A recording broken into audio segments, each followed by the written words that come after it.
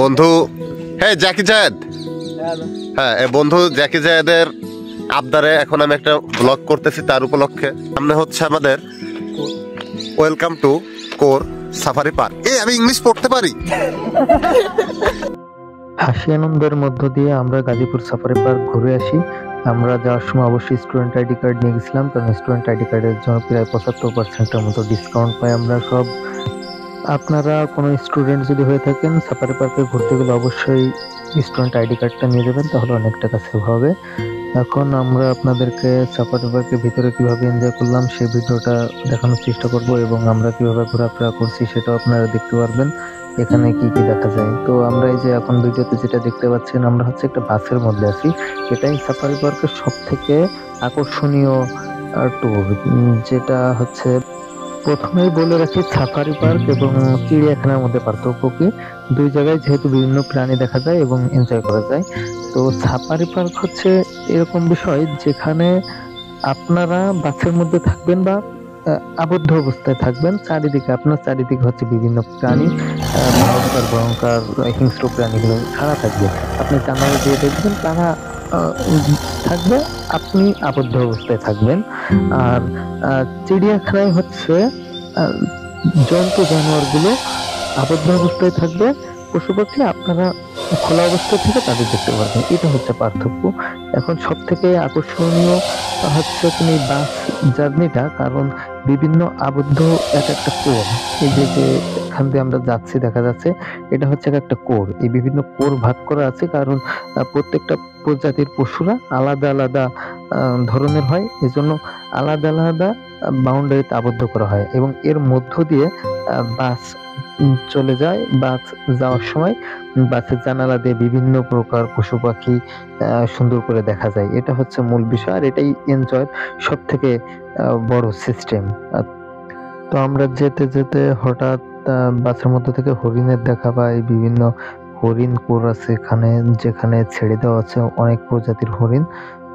হরিণের পাশাপাশি অন্যান্য প্রাণীও আমরা দেখতে পাবো। এই যে ভিডিওতে আপনারা দেখতে পাচ্ছেন যে জানালার দিয়ে সকলে এনজয় করছে, হরিণ দেখতেছে। এখানে প্রচুর পরিমাণে হরিণ ছেড়ে দেওয়া, যাদেরকে নির্দিষ্ট সময় পর পর খেতে দেওয়া হয়।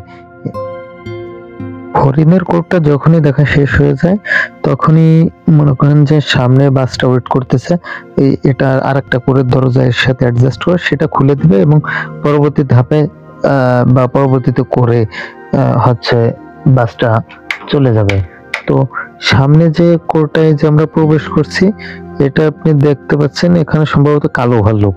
এই যে কালো ভাল্লুক গুলো কিন্তু খুবই ইউনিক এবং দেখতে খুবই ভালো লাগে। যারা কুমড়া খাচ্ছে, যে ভিডিওতে আপনি খেয়াল করলে দেখতে পাবেন, তারা হচ্ছে কুমড়া খাচ্ছে।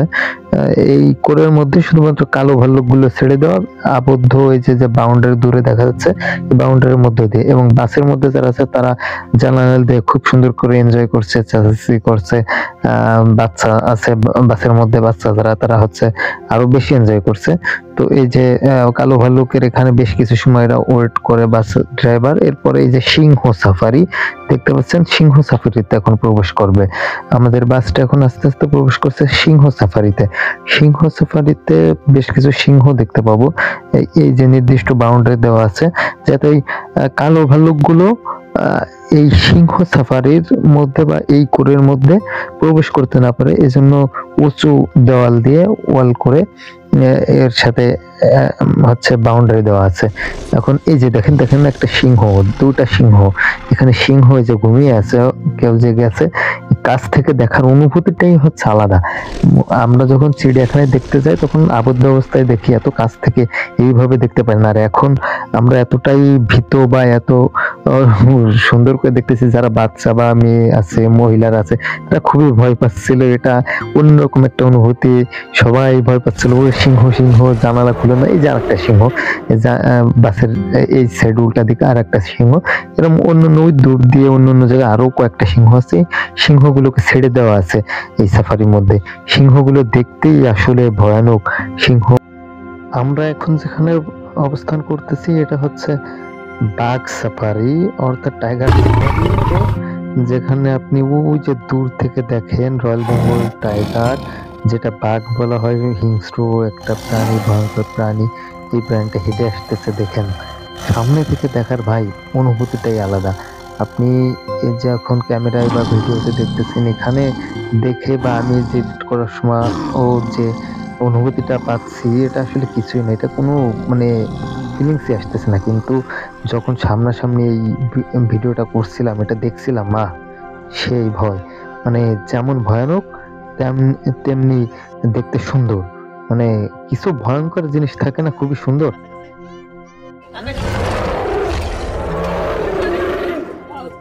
ভালো সাইডে আইতেছে। এই যে আসতেছে পাঁচ মাস দেখ এর আমাদের দিকে আসছে ভাই যে ভিডিও এদিকে তাকাও ওই যে ভাগো জুম করে দাও এই দেখ এবার দেখা যাচ্ছে বাহ ভাই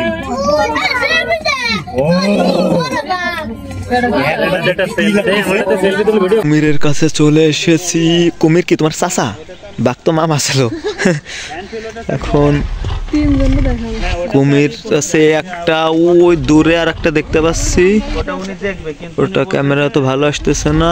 আর একটা হচ্ছে ওই যে, মোট একটা এসে 3টে কুমির বাস করে। একটা খাঁচায় 2টে বাঘ বাস করতে পারে না, কিন্তু একটা খাঁচায় 3টে কুমির বাস করে। এখানে শকুন পূর্ববাসন কেন্দ্র, অর্থাৎ এখানে বেশ কিছু শকুন আছে। এখানে দেখতে পাচ্ছেন মদন টাক পাখি। এই সাফারি পার্কে বিভিন্ন প্রকার পাখি সামান্য আবদ্ধ অবস্থায়, মুক্ত আবদ্ধ অবস্থায় বলা যায় যে এদেরকে ছেড়ে দেওয়া আছে। সম্পূর্ণ আবদ্ধ অবস্থায় রাখাও সম্ভব না, অথবা সম্পূর্ণভাবে মুক্ত করে দিলেও তো এদের রাখা সম্ভব না। এই দর্শকরা কিভাবে দেখবে, জন্য আবদ্ধ অবস্থায় দেখা যায়। এই মদন টাক পাখিটা দেখতে আসলে ইউনিক, অনেক সুন্দর লাগছে। এরপরে এটা হচ্ছে ইমু পাখি। ইমু পাখি খুব কাছ থেকে আমরা দেখতে পাচ্ছি। ইমু পাখি, অনেকগুলো ইমু পাখি ছাড়া আছে এখানে। এবং সামনে গেলে এটা হচ্ছে আমরা দেখতে পাচ্ছি উট পাখি। ইমু পাখির সাইডে উট পাখি। উট পাখি, উটের মতো গলা। এটা হচ্ছে খরগোশ, আমরা দেখতে এসেছি খরগোশ। এটা কয়টা বোম ফুল রয়েছে? এটা 3টা। গায়ে দিয়ে ছড়াই দিত। এটা হচ্ছে লেমুর প্রাণী। এরা খায় কি কি তাও দেখা যাচ্ছে। রুটি খায়, আর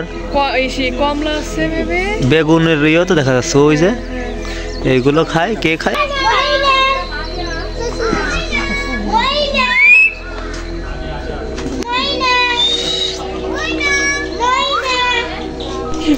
এরপরে আমরা চলে যাই একটা পার্কের মতো করা আছে সেখানে। এটা অবশ্য আন্দোলনের পর থেকে ভাঙচুর অবস্থায় বন্ধ আছে। এখান থেকে আস্তে আস্তে আমরা বাইরের দিকে চলে যাওয়ার চেষ্টা করি। প্রথম মধ্যে আমরা দেখতে পাই জলহস্তিরা গোসল করতেছিল, এবং সেখানে আমরা অনেক সময় এনজয় করে আমরা গাড়িতে উঠে